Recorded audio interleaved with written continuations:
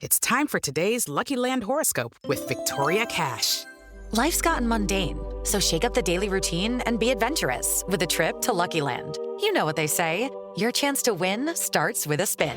So go to LuckyLandSlots.com to play over 100 social casino-style games for free for your chance to redeem some serious prizes. Get lucky today at LuckyLandSlots.com. Available to players in the U.S., excluding Washington and Michigan. No purchase necessary. VGW Group. Void where prohibited by law. 18+. Terms and conditions apply. We made this.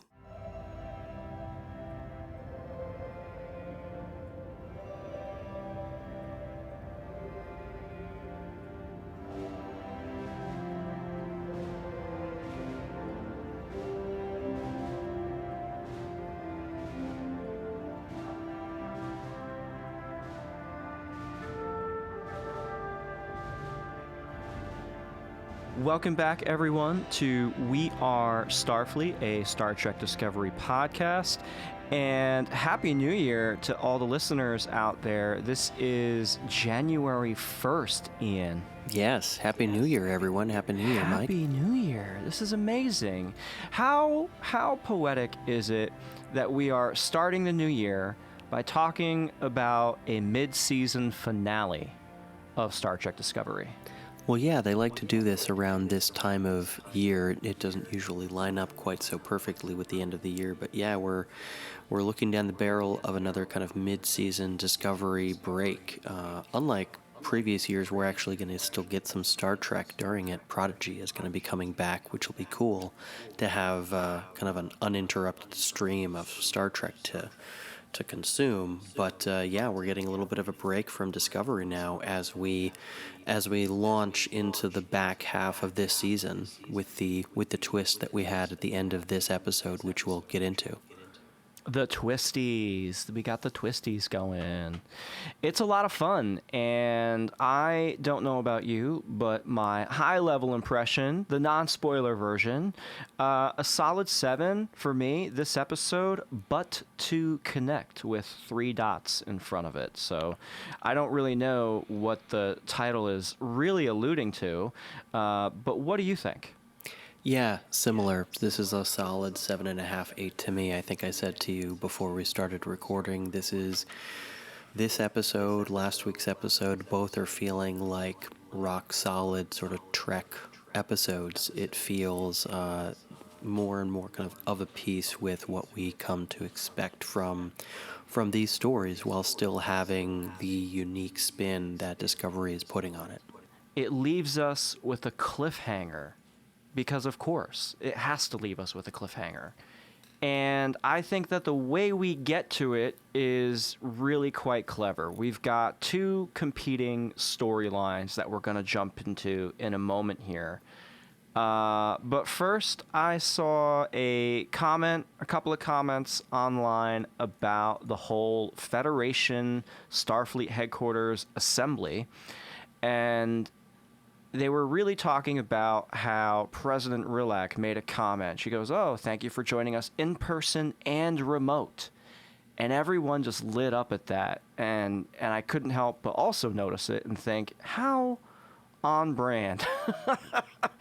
You know, everybody in the Federation, whether they can make it to headquarters or not, they got to make it to the office, but they can't get in, so they dial in remotely, you know, just to follow along with the meeting. Sure. Yeah. It's certainly not anything that we haven't necessarily seen in Star Trek before, but, they put a bit of a fine point on it. Kind of hard not to see that and read that in a 2020, 2021 context. Yeah.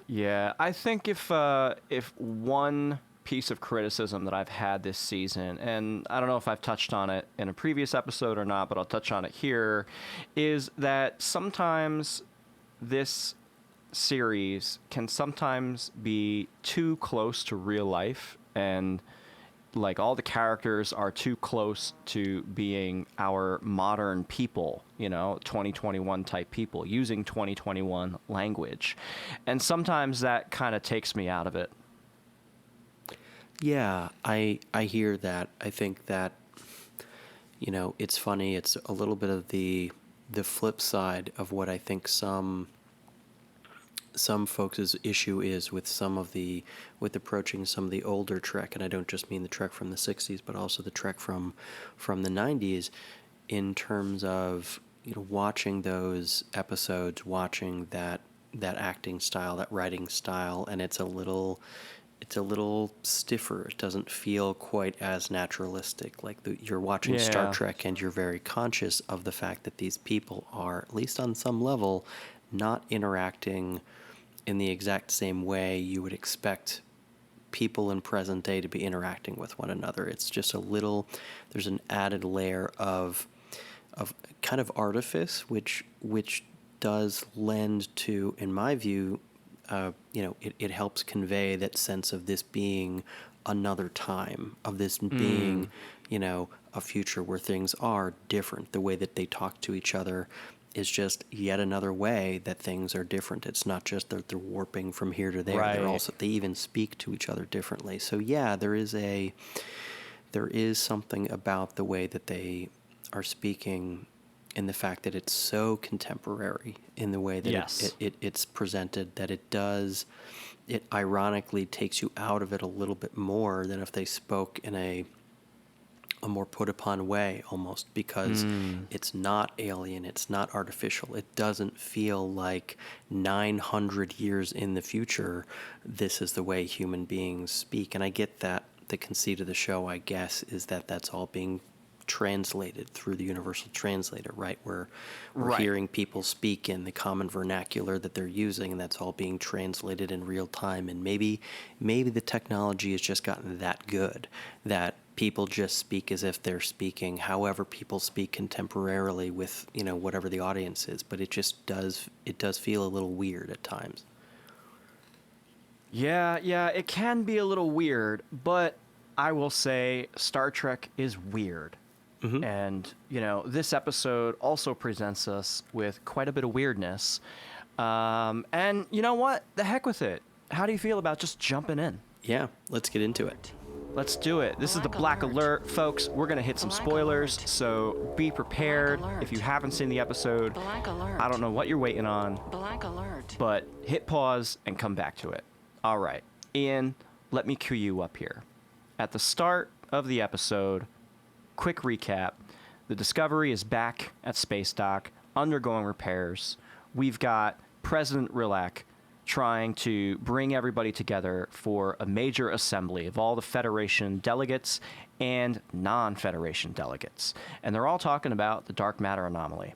What's happening with it? Where is it going? What are we going to do about this?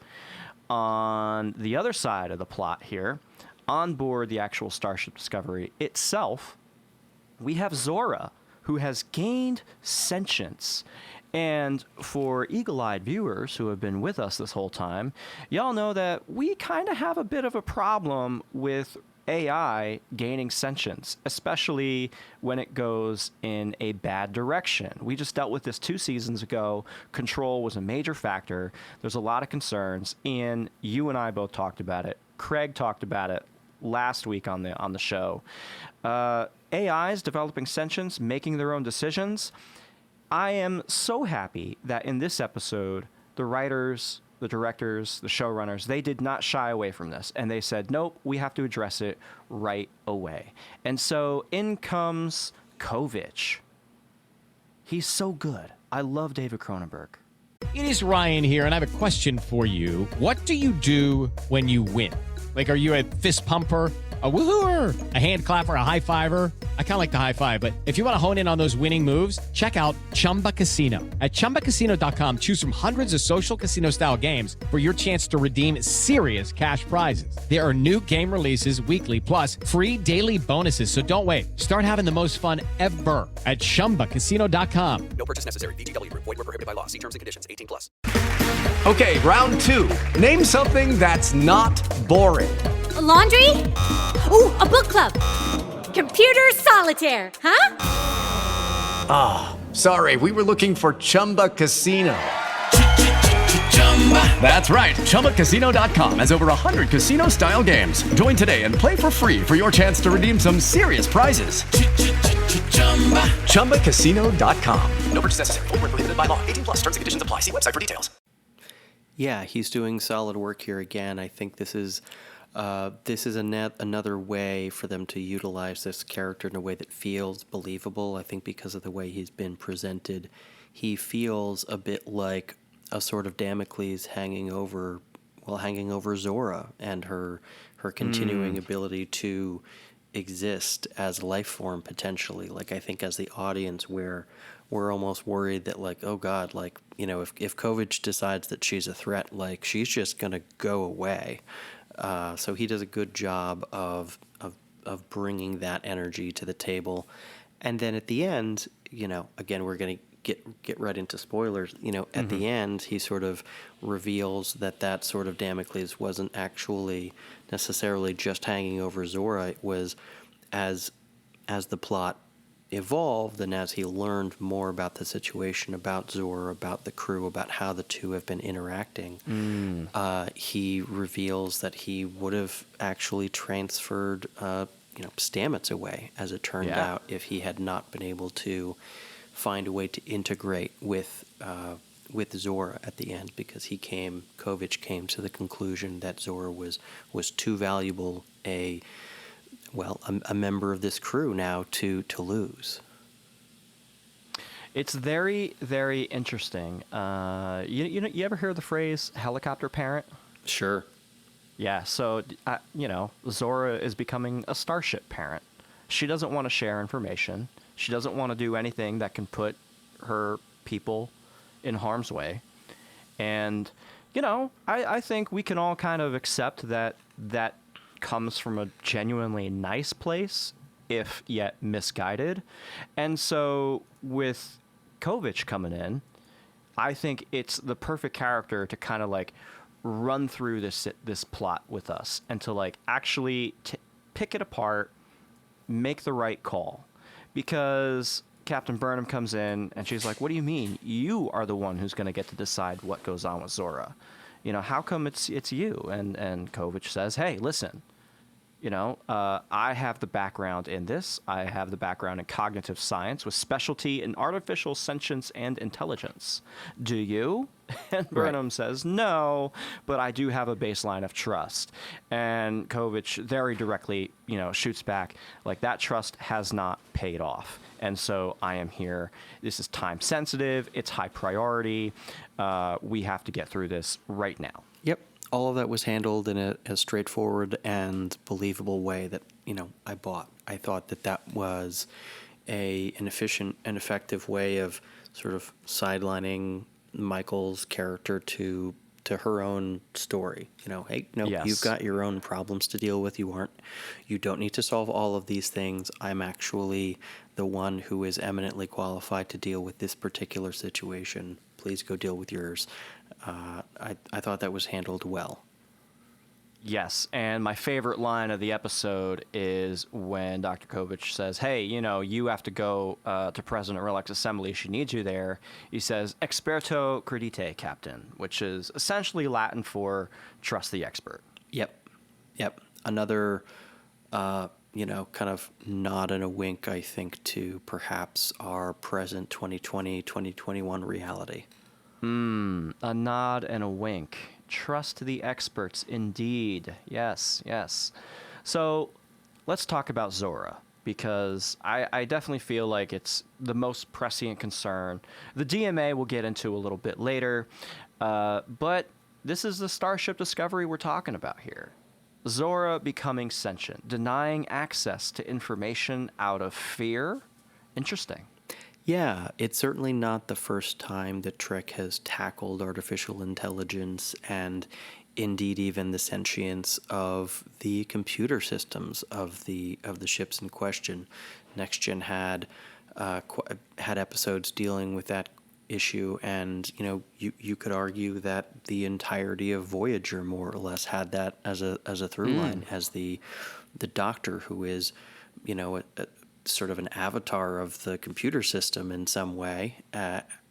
His emerging intelligence, sentience, whatever, was a running through line of that show, and one of the more compelling ones. So, this is thematic ground that Star Trek has definitely covered before, but I thought that they did a good job of tackling it, head on in a self-contained episode, and Stamets raised a lot of the. He did a really good job of articulating a lot of the reasonable anxieties that a crew member might have about working with a sentient computer system and a fully integrated AI computer system that could, open up all the airlocks when they decide that someone is pissing them off, or when they make another decision, like we saw with controllers in season 2. This AI just decides one day that actually the best thing to do, the only humane thing to do, is just eliminate all organic life. That's the only way to eliminate suffering in the universe. What if Zora decides that is her highest priority, is eliminating all suffering, and she decides the best way to do that is to just eliminate all life? Right. These are things that we want to articulate in the show when we're confronted with the reality of oh yeah, we're actually going to cede control over to this new life form. How stable is she? How trustworthy can this relationship, can she prove? How much trust can we have in this relationship? And I thought the episode did a pretty good job of at least starting to explore some of those issues. I hope that they continue to explore it. I think that there are additional issues to run down, how do you deal with an insubordinate ship? You can't have an episode like this every time she refuses to do something. What kind of brig can you ever put Zora in a way that you could with any other member of the crew? So I think there's still some interesting stuff to tackle here with this, but Right. I thought they did a pretty good job of giving us the basics in a self-contained episode. Yeah, this whole subplot I felt was perfectly in line with the general philosophy of how Star Trek approaches artificial intelligence and how that artificial intelligence develops proper sentience. Does it become a new life form? We can go all the way back to Next Generation, Measure of a Man, where we literally watched Captain Picard break down the reasons why Data, as an artificially intelligent android, deserves his own chance at life over being just relegated to being property. And we saw the same thing play out here. And it was all very logical. I completely agreed with Stamets on every point that he made. And I also felt for Zora, and I understood where Zora was coming from as far as, raising her own awareness, and becoming an individual in their own right. And ultimately, it plays out where the solution is that Zora joins Starfleet as a specialist. But Data went through Starfleet Academy. Data had to be vetted and processed and ultimately promoted by his peers. And then he could have the helm of the flagship. But Zora has just developed on the Starship Discovery. And as we can see, the Discovery is crucial to the function of this newly reformed Starfleet Federation. So, yeah, we're not there yet. It's not solved yet. Lucky Land Casino, asking people, what's the weirdest place you've gotten lucky? Lucky? In line at the deli, I guess? Aha, in my dentist's office. More than once, actually. Do I have to say? Yes, you do. In the car before my kids' PTA meeting. Really? Yes. Excuse me, what's the weirdest place you've gotten lucky? I never win and tell. Well, there you have it. You can get lucky anywhere, playing at LuckyLandSlots.com. Play for free right now. Are you feeling lucky? No purchase necessary. Void where prohibited by law. 18+. Terms and conditions apply. See website for details. Hello, it is Ryan, and I was on a flight the other day playing one of my favorite social spin slot games on ChumbaCasino.com. I looked over at the person sitting next to me, and you know what they were doing? They were also playing Chumba Casino. Coincidence? I think not. Everybody's loving having fun with it. Chumba Casino is home to hundreds of casino-style games that you can play for free anytime, anywhere, even at 30,000 feet. So sign up now at ChumbaCasino.com to claim your free welcome bonus. That's ChumbaCasino.com and live the Chumba life. No purchase necessary. VGW Group. Void where prohibited by law. See terms and conditions. 18+.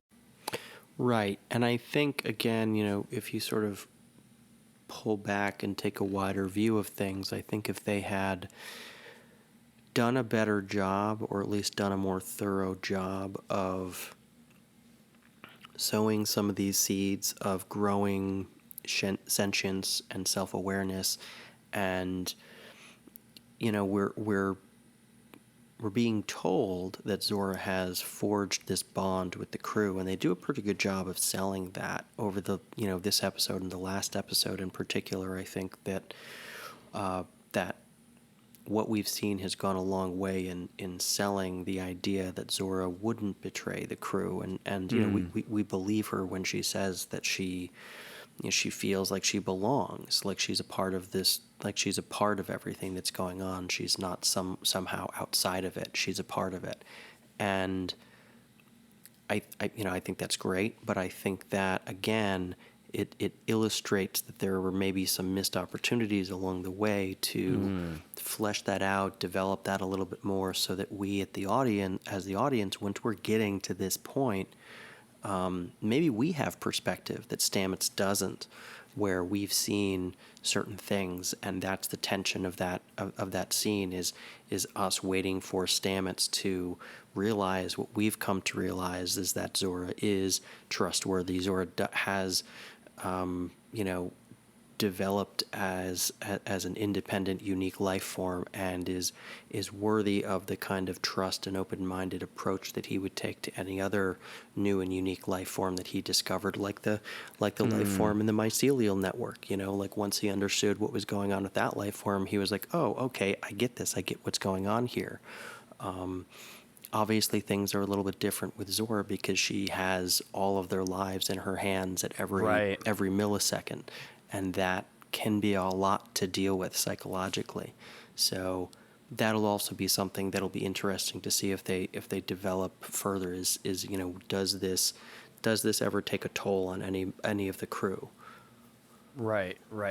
Have you ever read any of the Ian Banks novels? Yeah, of course, the Culture novels. Yeah. Yeah. I can't help but think about those novels when I'm thinking about this situation with Zora. And for folks who may not know, basically, the Culture series involves, Ian, help me out here, starships that are sentient in and of themselves. Yes, some of the starships in that universe have their own sentience. Right, and they've been around for millennia. They've been there forever, and they kind of just keep to their own. They do their own thing. They don't really have crew, partly because they're bored with organic people. Right. They've just moved beyond that. Right. They don't need people. They have no use for them. And outside of, a couple of quirky characters, because even amongst the Culture, the actual ships themselves, that's what they refer to themselves as, they get curious, they get bored, and they want to go do something. So they just go pick up some people as it suits them and then drops them off when they're done. Yeah, it is interesting. They even question the emergent subconscious of Zora. The fact that Zora dreams is something that we discover in this episode. It seems like that kind of development, that sort of mental faculty, is something that evolved almost naturally. Right. And so the show kind of posits that she isn't like the integrated AIs that have come before. She isn't a designed system. She really she really is an emergent intelligence. Right. Sort of like with humans. At a certain point, there were enough synapses firing in, enough sophisticated enough ways that we became conscious at some point. And she has reached that stage in her development. Right. How did you feel? Because there's this whole moment where they're kind of exploring Zora's systems, and they find this new component, and it ultimately comes to be, the representation of Zora's subconsciousness, and it's filled with the memories, the dreams, and then you have Stamets basically saying, "Do androids dream of sheep?" Right. Yeah. How did that scene work for you? I mean, the line I thought was cute, but it was a little cute. It either bothers you or it doesn't. It didn't bother me. Sure. It was one of those lines. It was like, okay, I get it. You're winking at the audience. Okay, fine. It didn't bug me. Fair enough. It definitely, it did not bug me, but I couldn't help but note it. And when I saw that the show was winking at me, I was like, okay, come on, guys, come on. Come on. You're laying it on a little thick. They are, but also, when is this show not laying it on a bit thick? Stamets has the final caveat, right? Zora needs to join Starfleet as a specialist, and that would subject her to the chain of command, no more refusing orders. And interestingly enough, earlier in this whole debacle, one of Zora's solutions was to make a kill switch. And I found this I was conflicted. You know, like your inherent nature is one of preservation. And so Zora just very easily creates a switch that would delete her from the starship's computer. And my first inclination as to why I didn't like that is because they made this such a big process about how they would remove Zora from the ship and how they need to keep her there because, you know, it's the ship has developed its own life, its own consciousness, subconsciousness. So you can't just delete the ship's computer without having some serious ramifications for the actual crew inside the ship, in my opinion, just following that logic. And then on the other side of things, Zora, you know, why would Zora make it so easy to just be like, yeah, here you go, here's the button to kill me forever? Yeah, it's a little convenient that she can apparently create it really easily, but not destroy it. Like, okay, why? But also, if, you know, it's the problem of if you reached the point where you realize you don't trust her enough to keep her alive, well, then she wasn't. Why would you trust that actually would kill her? Like, why would you trust that kill switch actually works the way she said it did? If the trust is broken down to that point, then the trust is gone anyway, and there's no reason to trust that it would work in the first place. Right.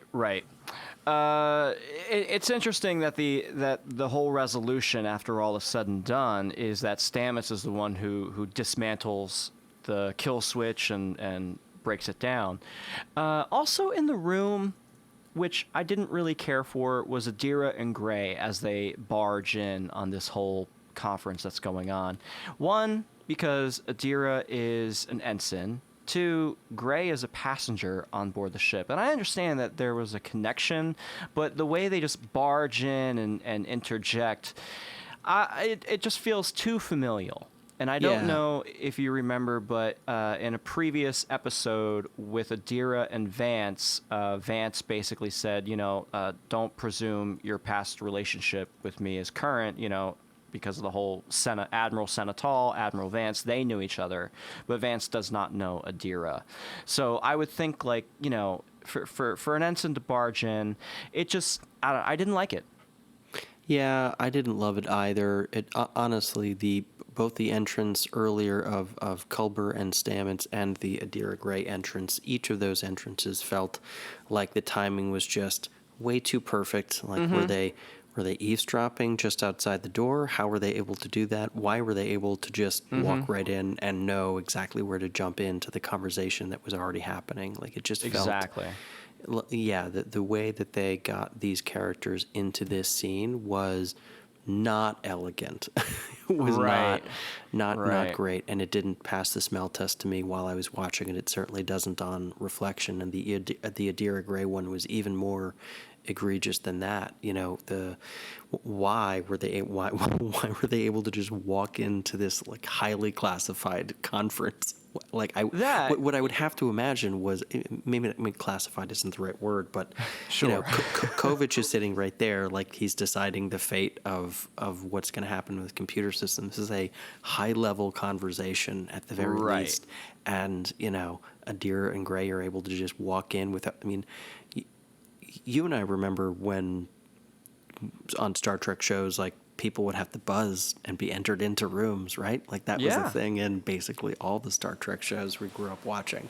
So I don't understand how the concept of, essentially knocking before entering has escaped the 32nd century. Yeah, and the interesting thing is in the scene, Dr. Kovich is explaining to Zora that if he feels strongly enough, he has the authority to extract her consciousness from the ship and, try to put it into another form. So, Kovich is going on about how technology has advanced and we might be able to do this now and, the sphere data will still be intact. And this is the scene where Adira enters with Gray and they barge in, not ringing the doorbell or anything. And they're like, we want to speak for Zora. And that's when Zora says, hey, I actually have a solution. I can speak for myself. So why were they there? Yeah, they don't do a wonderful job of justifying especially their urgent entrance into that scene. It wasn't like we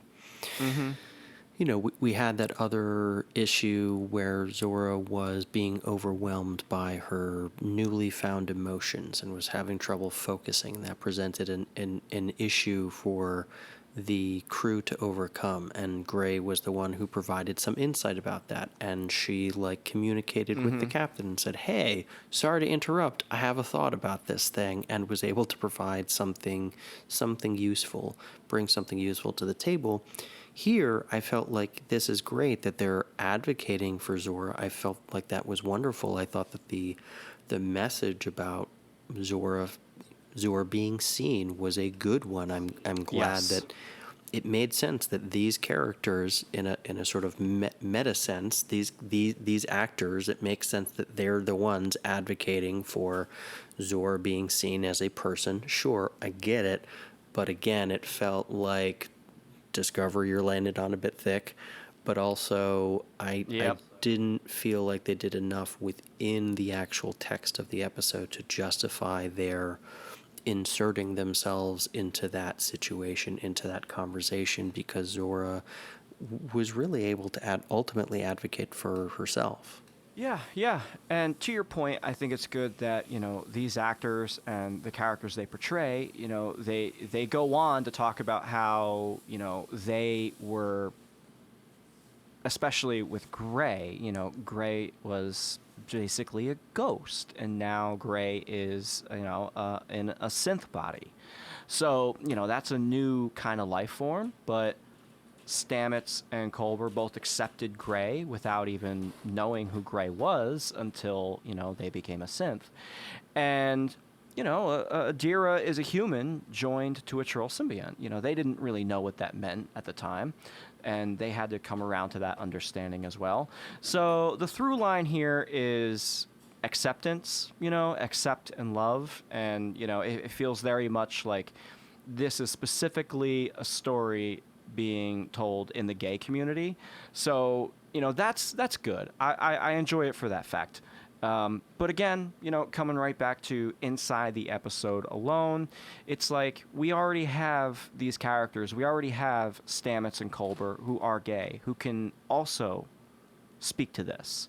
So it just feels like, are we just piling on? Are we piling all of our gay characters into the one story, and are they not able to do other things?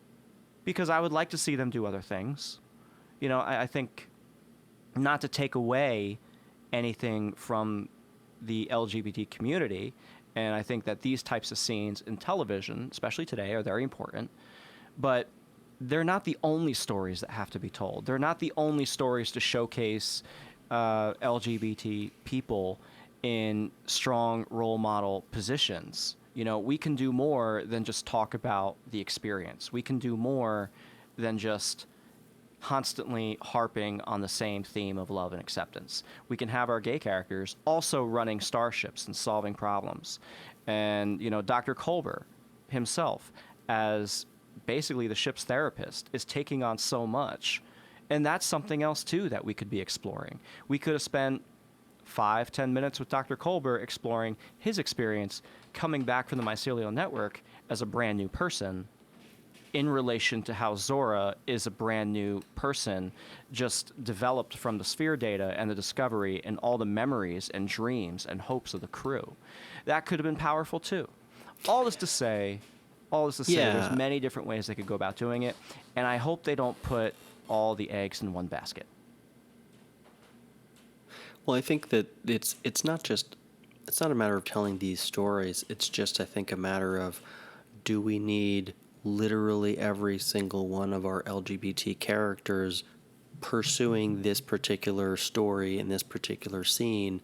I mean, give these characters something truly relevant and unique to be doing. You know, I thought that Gray was utilized the best that he had been so far in last week's episode, where he was given something to do, and it was something, and it was a sort of a believable kind of connection that he forged with Zora, and that connection gave him some particular insight, which he was then able to bring to the captain to affect some forward momentum in the plot, but also in these characters. It felt a little bit more organic, whereas this just felt like these characters had decided to barge into this scene, into this story, and I just didn't buy enough. It didn't feel organic enough for their characters or for the way that the story had been unfolding. Like, literally none of them. Kovic doesn't even say, "I'm sorry, who even are you?" You know, just what are we doing? What are we doing? You know, like I wouldn't have even let Tilly do that's this. true. Like, what are you talking about? Yeah, it just felt a little bit like they are, again, which is something that the show has a bad habit of doing, just the consistency from week to week in terms of certain characters, certain character traits, what they are and aren't willing to do in certain situations. You know, that's one of the ways that I feel like the show is still struggling to find its feet. True. The final thing I want to talk about here with Zora before we move on to the other plot. Zora did speak a lot about how Discovery is her true natural form, and I think that will tie into the short trek Calypso. And here's my theory. If anyone remembers, in the short trek Calypso, which came out a few years ago, it's a future Federation. The Starship Discovery is all by themselves, alone in a nebula, and a lone traveler happens to stumble across a starship, and we learn that the starship has developed its own sentience, and the Federation no longer exists, and it's just referred to as Vajrash, which we've heard before in Season 3 during the burn. So my theory here is that something's going to happen in the future to the Starship Discovery that requires Zora to leave the ship. And when it comes time for Zora to select the form, she's going to elect for that original 23rd century design, at least the exterior, and the original Discovery ship registry. And then, you know, she goes into hiding in the nebula somehow, something. I haven't figured out the rest of that theory yet, but that's my theory. Something's going to happen maybe this season, because it feels like a sentient starship AI is a really big advantage over a lot of stories that they could potentially tell. So calling it now that season finale will have the Starship Discovery Zora going to an older model Discovery ship. Does that make sense?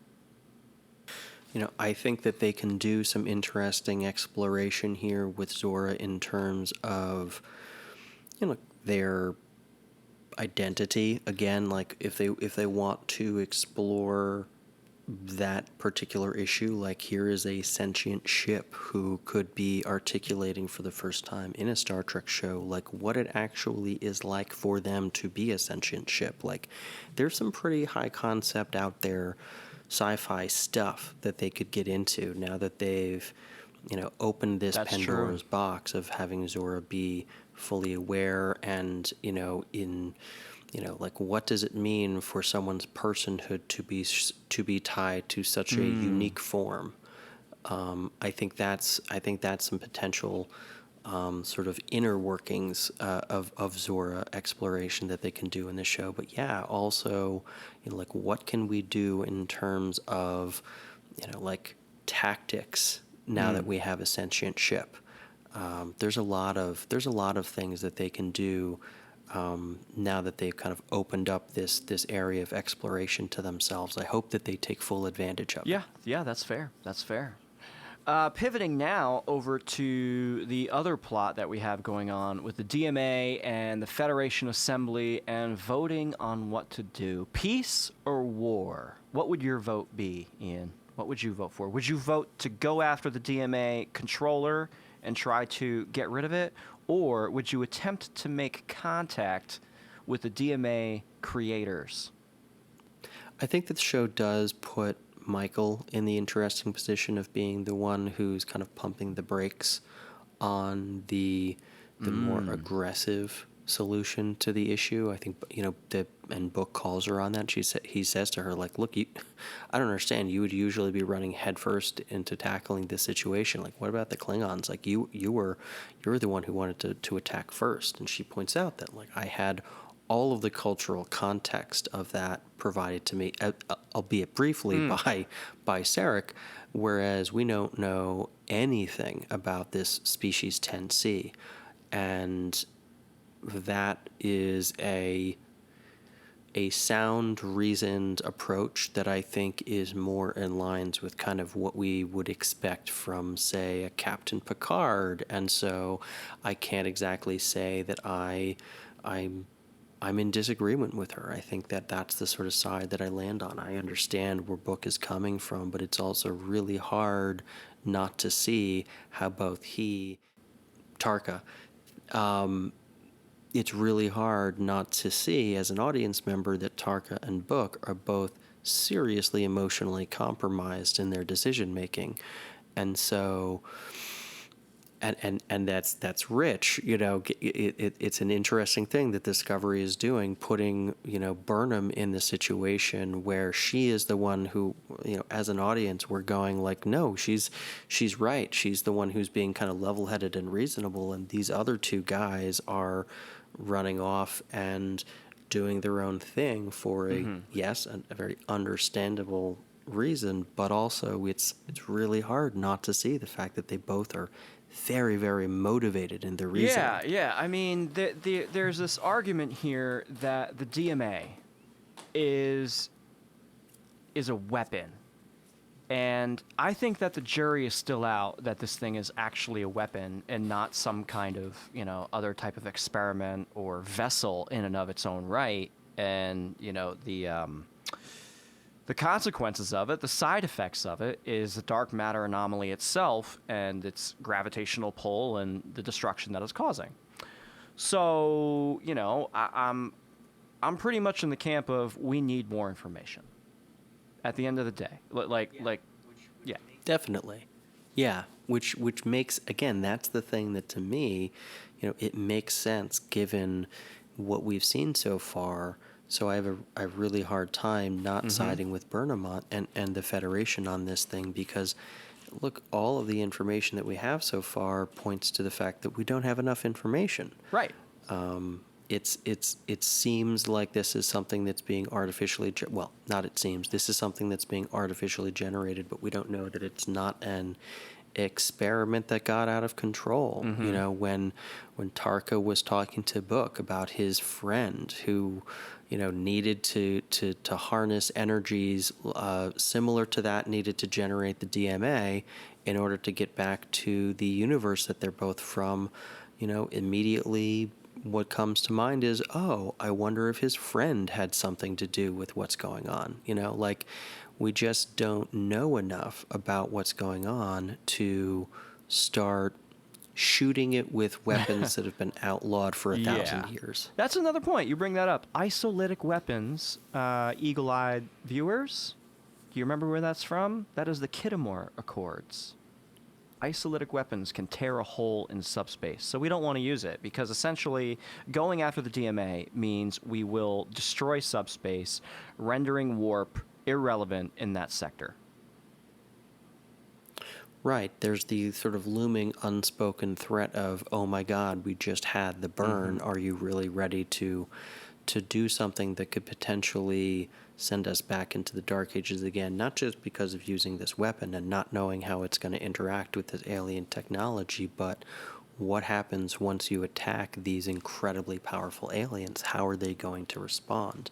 That is, when Burnham is talking about weighing the risks at hand, it isn't doing something versus doing nothing. Right. It's doing two different things and doing a cost-benefit analysis of it, like weighing the risks associated with each. It is an unambiguous thing to attack this alien civilization. You don't yet know whether they attacked you intentionally, but if you attack them, that is 100% unambiguous. And if they are powerful enough to create something like the DMA, presumably, and presumably, then they are certainly not someone that you want to provoke. That's right. The species that launched the DMA would not have done so if they weren't able and ready to deal with the consequences therein.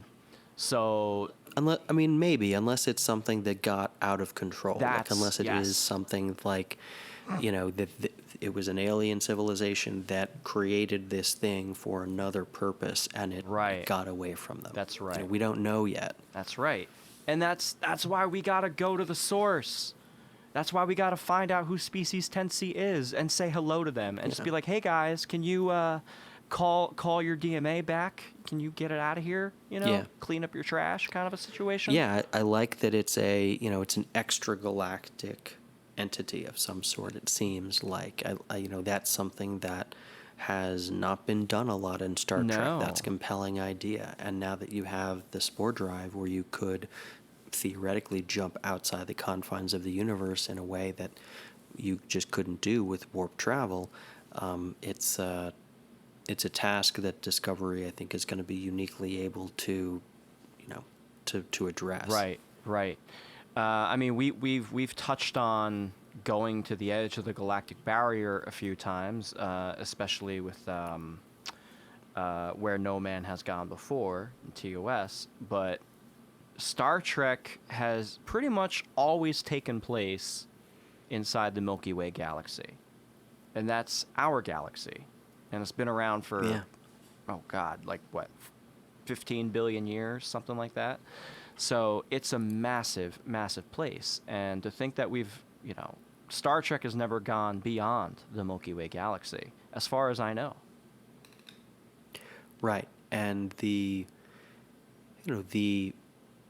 implication, at least between these last couple of episodes, is that the kind of technology behind this, even if they're able to replicate it, simulate it, but the kind of technology behind the creation of this device, this DMA thing, is so outside of the scope of what the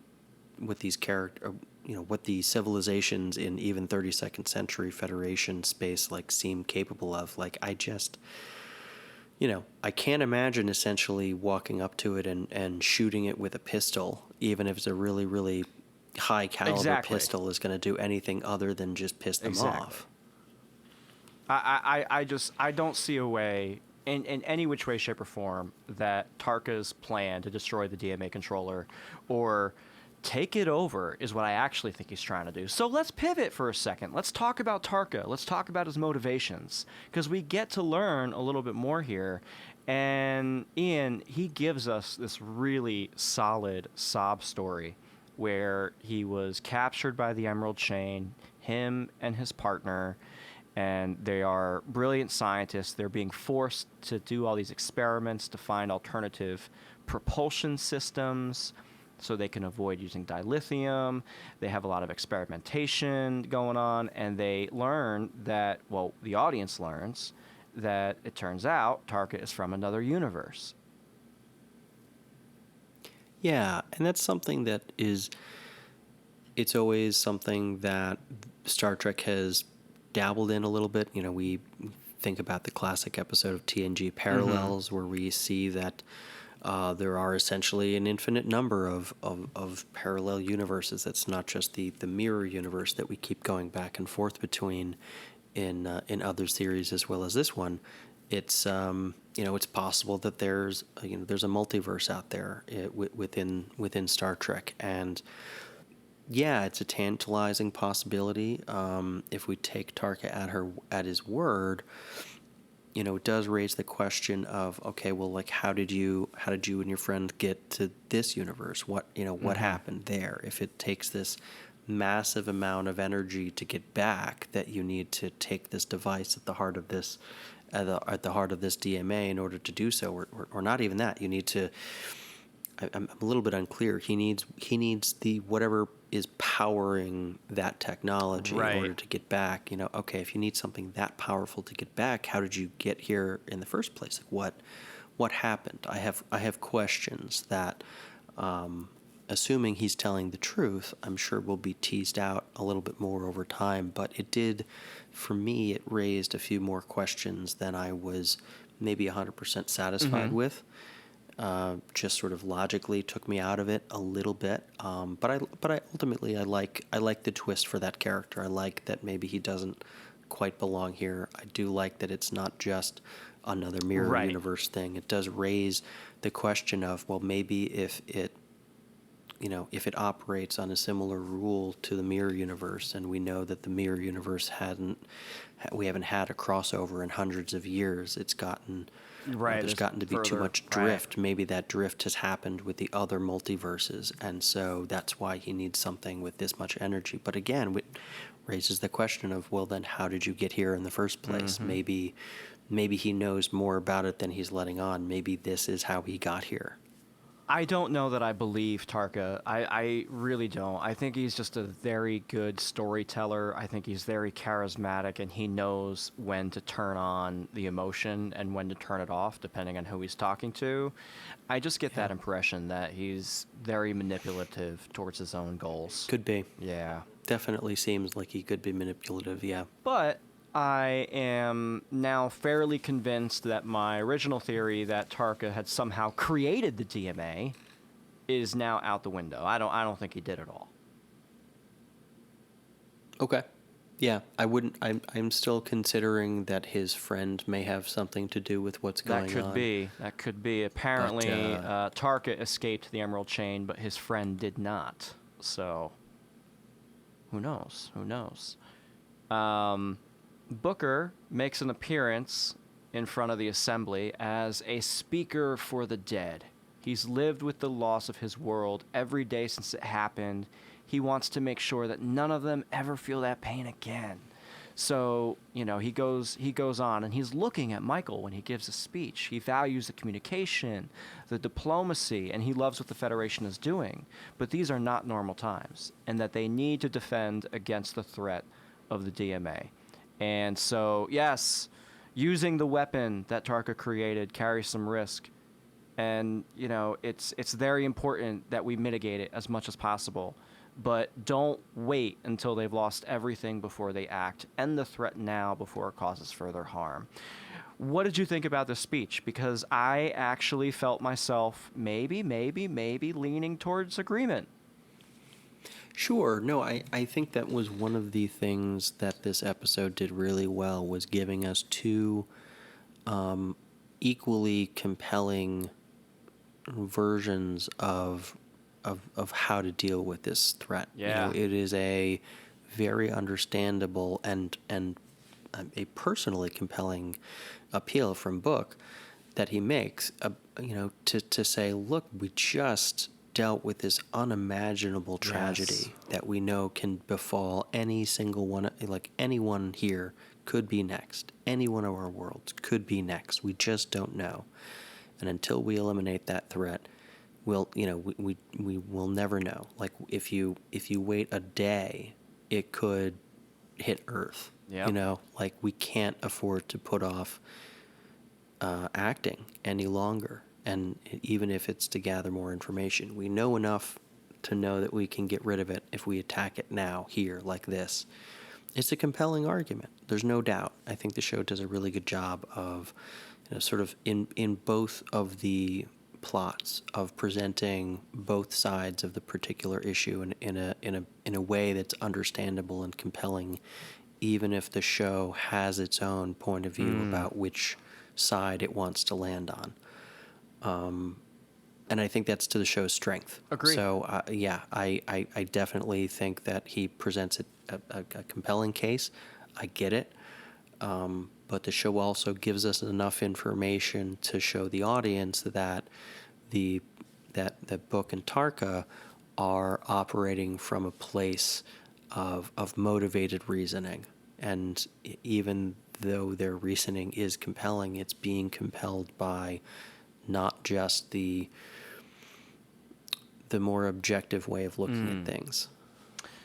Yes. Well, listen, the Federation votes naturally to collect more information. They do not vote to go straight ahead, let's destroy the DMA. And it's close, though. It's close. It comes down to a matter of votes. And, real quick, small complaint, Ian, about the voting process. All this dramatic raising of the hands one at a time. Are you kidding me? Didn't really have a problem with it. I mean, it seemed like that kind of scene in a show or movie, like it was a little overly dramatic and drawn out. But again, this is the show that we're watching. I'm glad that you're here to remind me. The show would, the show does nothing if not remind you what show you're watching at all times. I say that with love. Yes. I don't know. I think, there had to have been some more efficient way. They spend all this time raising of the hands, going around, and the camera pans to each person as they raise their hand. Of course, we do get to see, we get to see some Cardassians are back. The Mothman is back.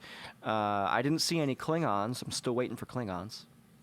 Still waiting for Klingons. Yeah, the Ferengi look a little bit different now. There's definitely, I think that more than anything else was the reason, was you wanted to get a little bit more face time with all the alien creatures, because you've got them all gathered in the scene, and we like to freeze frame things and catch which alien species made it to the screen. Exactly. All this voting, though, is really for show, because Tarka is already on board with doing his own thing anyway. He grabs his prototype next generation spore drive device, installs it on Booker's ship, and Booker and Tarka are getting ready to take off. This scene played out pretty effectively for me. Booker packs up Grudge and leaves Grudge on the Discovery with a note, "Take care of my cat." I felt that. Yeah. Again, it does feel like they've done a good job of laying the groundwork for Book to make this decision. This is an example of where the show, through previous episodes, even ones with different writers, have all laid episode by episode the groundwork for a character to make this major decision, and you buy it. Some of that groundwork in other aspects of the show, like we were talking about with Zora earlier on, felt like that groundwork wasn't as effectively and consistently laid down leading up to this emergence of hers. That moment for Book, this moment for Book is really impactful, I think, as an audience member, especially since I'm invested in his relationship with Michael. I think that's one of the nice things that sets Discovery apart, is that it gives its main character, now finally a captain, a romantic foil on a regular everyday basis. I know that Sisko got one later on in DS9, but even Cassidy wasn't necessarily an every episode presence, and wasn't as fully integrated into the ongoing stories on an episode to episode basis of the main character in the way that Book is with Michael. So all of that is really compelling. I felt like that was really good, and I like the fact that Michael is now being confronted with, this is what it's like for a captain to deal with someone else going off and doing whatever they want to do because they feel strongly about it.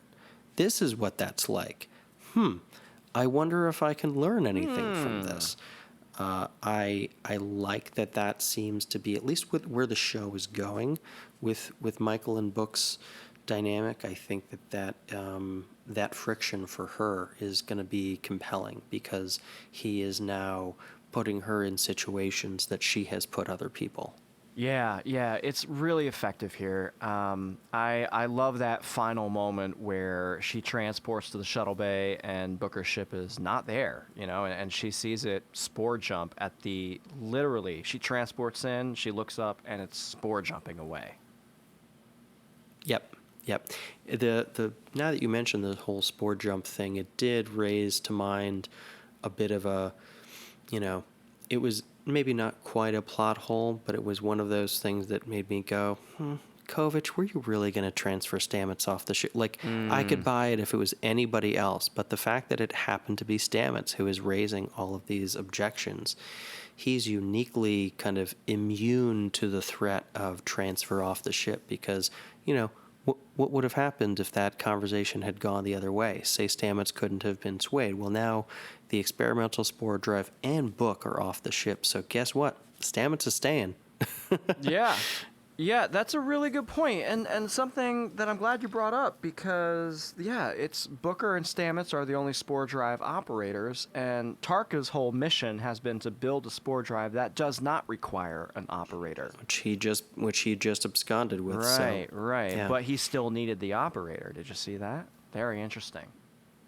So, yeah, I was curious about whether he needed the operator or whether he just sort of defaulted to Book because Book had already operated it. Good question. I guess it remains to be seen. But Ian, this was really felt like a leisurely stroll through a couple of moralistic plays, very reminiscent of Star Trek episodes in the past, and I really like where they're going with this type of stuff. I hope that the next half of the season, they've kind of wiped the chessboard, they put all the pieces in place, and now the second half is just going to be a little go. What do you think? Yeah, we're going to get these sort of dueling perspectives on how to deal with this existential threat. It'll be curious for me to see whether they address that head on kind of just in the first couple of episodes that are back, and then we get a kind of a reveal about who is behind the scenes, who Tensi is, and then the last few episodes are exploring that, or whether that reveal is going to really all come in the last couple of episodes. Or if it maybe not doesn't come at all. Maybe we never learn exactly what the answer is. I don't think that's the direction they'll go. And I don't think that this is a mystery that they're going to carry over into next season, although now that I'm thinking about it, maybe that is the direction they go. They deal with the Book situation and they decide, all of this resolves itself over the next 5 episodes, and then at the end of the season we're left with, okay, well now we have this outside entity that we're now aware of, and what are we going to do about that? Maybe that's where they leave us with season 5. I don't know, but I kind of hope we do find out sooner rather than later what these entities behind this device are. How about you? Yeah, I agree. I hope we find out who they are before the end of the season. I think it's the whale probe people. You think it's the whale probe people? It's the whale probe people. Once they did the thing with the sonar in the last week's episode, I was like, oh, whale probe people. I bet it's That's them. a nice connection. That's a nice connection. Yeah. I mean, we've. I don't know if I fully actually believe that, but I just think it would be funny. It was the first thing I thought of when they pulled the sonar trick. We haven't gotten a lot of extragalactic type entities. We've gotten Q Continuum. We've gotten gods of all varying shapes and sizes. We've gotten artificial intelligence, but they've all been pretty pretty centered inside of our own galaxy. So the whale probe definitely stands out because that's something that they didn't know where it came from. The Doomsday Machine is another device that we still don't know where it came from. So a lot of folks also made the correlation that maybe the DMA is actually, because it can jump, right? It can go from point to point to point at a moment's notice. Maybe that's a future evolution of Zora, who's come back in time. I don't know. The theories are running wild. Folks, if you have theories, tweet us at Starfleet Pod on Twitter and Instagram. Would love to hear what y'all are thinking. Ian, did we miss anything in this episode? I don't think so. I don't think so. That's all I've got. Fair enough. There have been a small Easter egg. I don't even know if it counts as an Easter egg. I'll call it one of my favorite moments here. You had Captain Saru and Navarre President Tarina, and this time Captain Saru gifted Tarina a plant native to Kaminar that he says will thrive well on the deserts of Navarre. And they have this nice little, I don't know, Tarina seemed to have a little emotional outburst. Oh, yeah, she is going to Ponfar all over him when the time comes. Better hope that threat ganglia is in place there, Saru. Nope, those are gone now. Exactly, he's in danger. It's been replaced by all these barbs. She's the one who's going to have to be careful. That's it.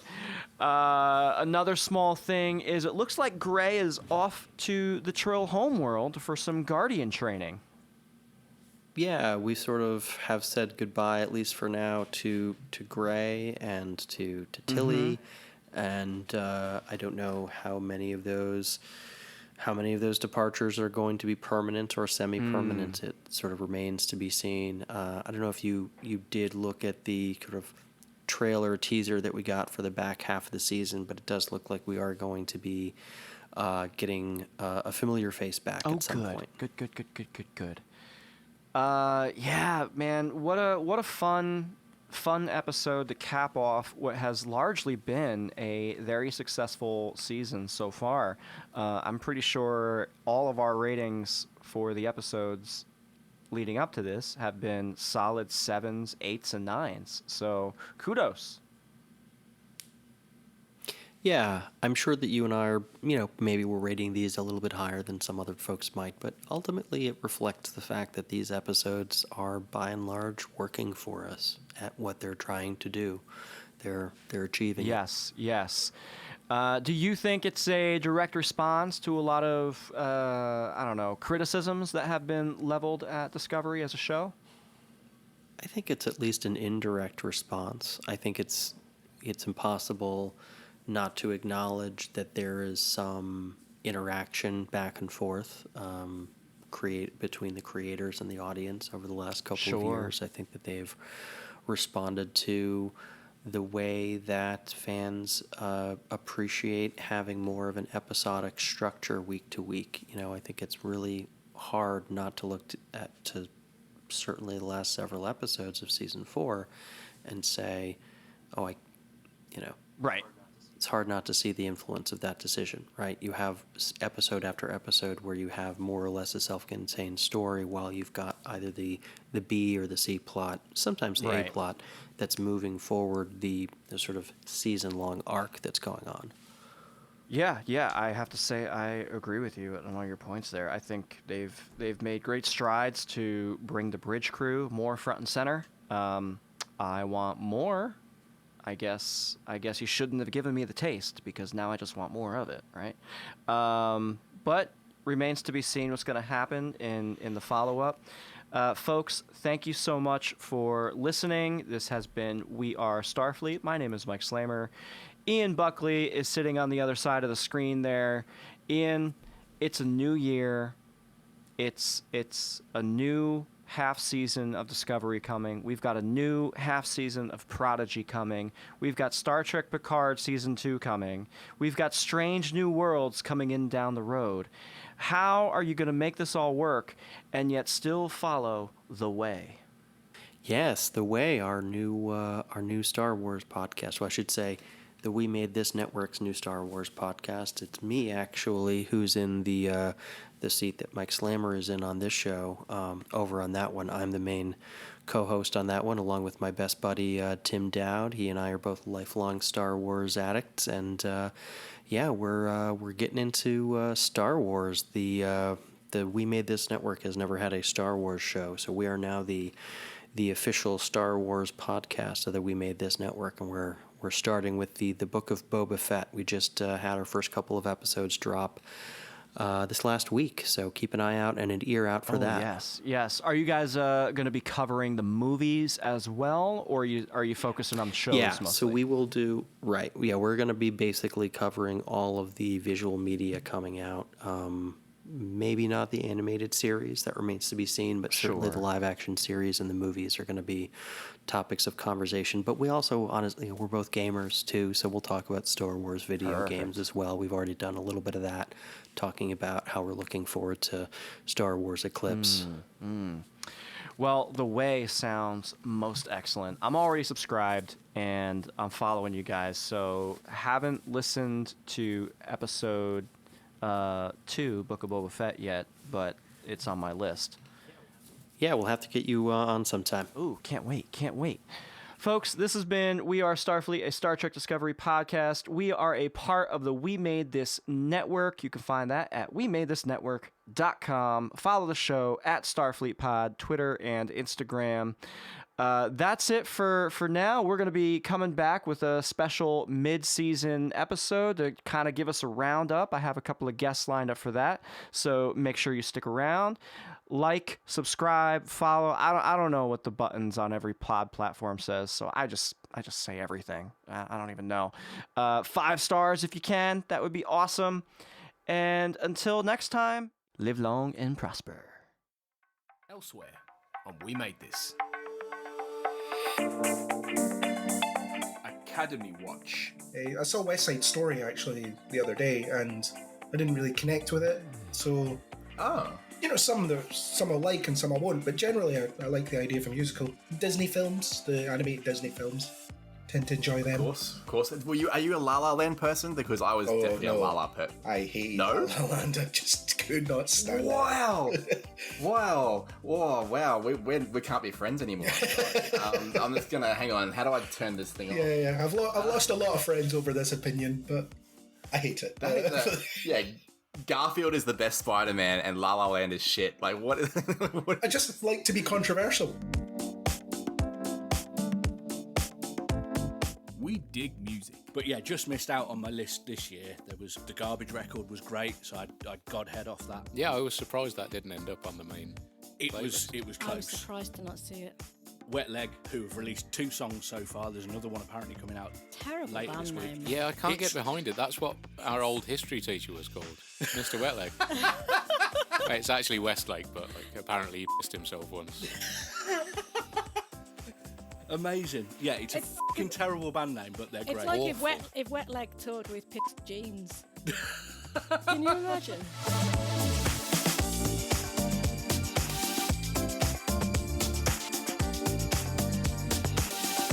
Right in the childhood.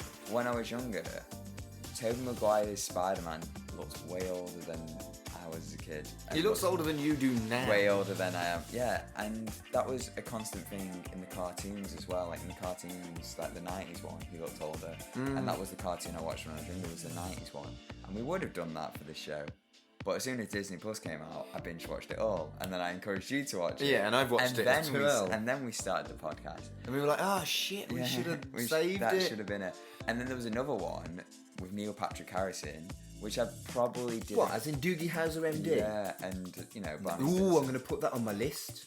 A Doogie Howser. Doogie Howser MD. Check out all of these shows and more on the We Made This Podcast Network.